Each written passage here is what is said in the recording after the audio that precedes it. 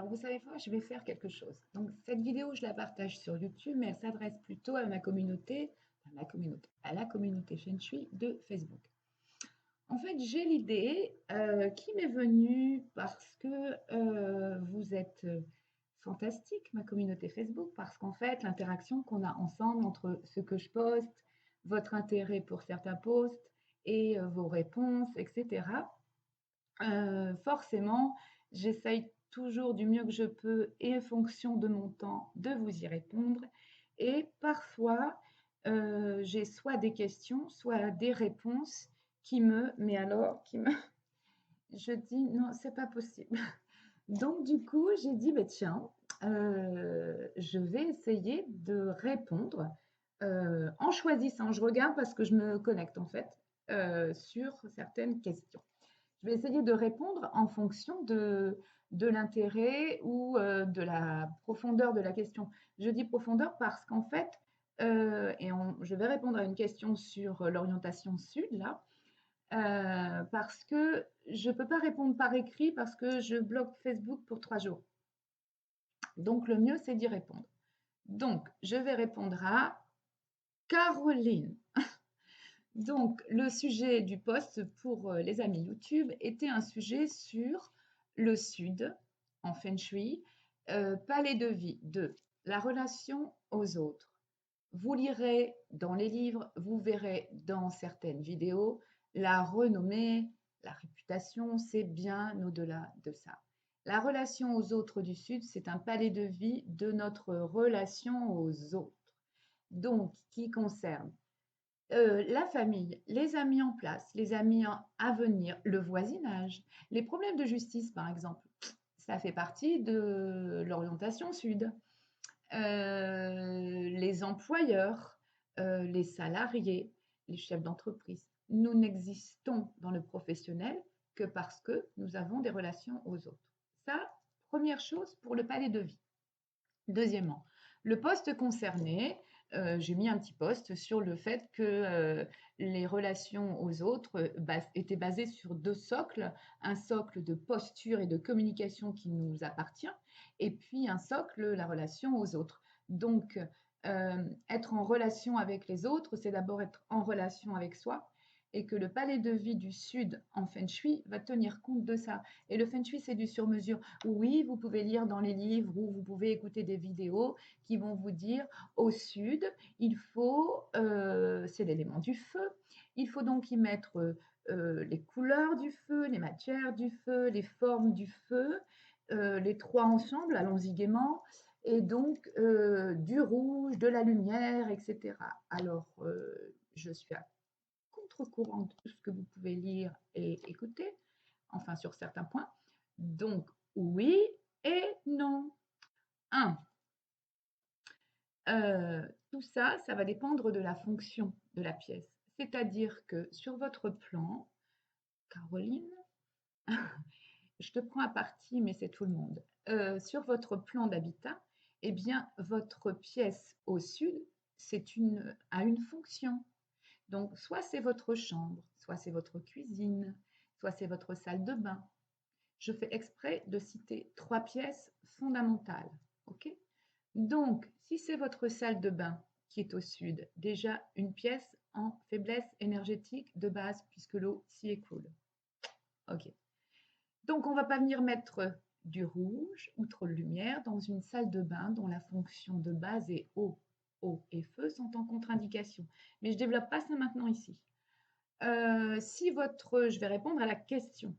Et la question, c'est donc, je lis, enfin, c'est pas la question, c'est la réponse qui me dit, donc, rouge, là, j'ai mon lit en sud, pas de choix. Rouge et lit, mais bien sûr que n'importe quoi. C'est-à-dire que la fonction chambre, généralement, une chambre, c'est pas fait pour y développer ses relations, enfin, ça dépend. C'est pas fait pour y danser, c'est pas fait pour être trop dynamique, c'est pas fait pour être porté. Bien sûr que non. Une chambre, sa fonction primaire, sa fonction première, une chambre, c'est pour s'y reposer, c'est pour s'y ressourcer, c'est pour avoir un sommeil réparateur. Pensez-vous réellement qu'on puisse avoir un sommeil réparateur avec des éléments de feu trop en puissance? Alors, je ne dis pas qu'il ne faut pas forcément avoir du rouge, mais bon, voilà. Déjà, première chose. Deuxième chose, je mets du rouge dans ma chambre à coucher parce qu'il est marqué qu'au sud, ma chambre à coucher est au sud, et il est marqué qu'au sud, je dois mettre des couleurs feu. Deuxième chose, vous détestez ça.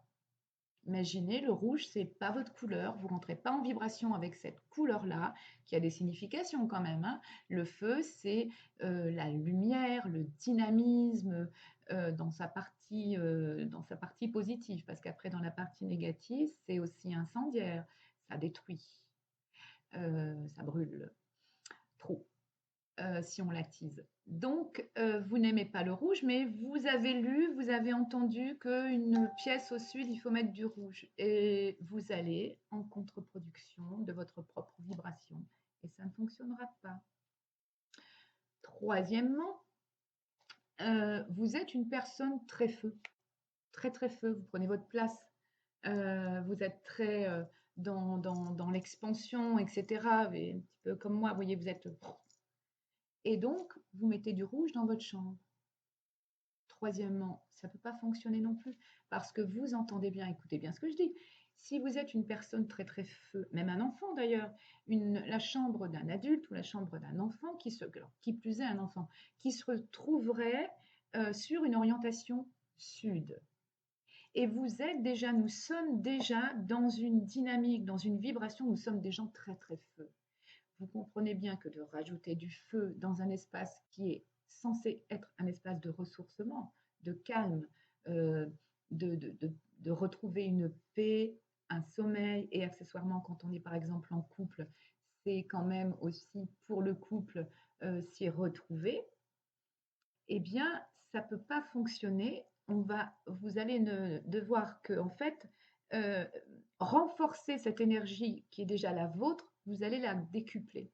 Donc non, c'est forcément pas forcément bon. Voilà, c'était juste 7 minutes quand même.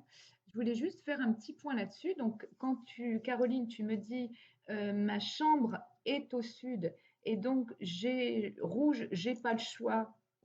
Estime de moi, j'y travaille parce que mon poste c'est sur le rapport entre l'estime des autres et l'estime de soi.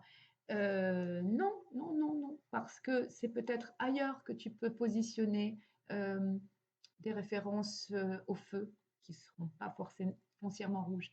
Ça va dépendre de beaucoup de choses, mais tu penses bien que dans une chambre, loin de là, à part si on l'aime, à part si nous sommes dans des vibrations justement peut-être de timidité, de difficulté avec autrui, on est un petit peu trop introspection par rapport à nos relations aux autres, c'est un petit peu difficile. Ah, mais là peut-être qu'on va venir travailler un petit peu cette couleur.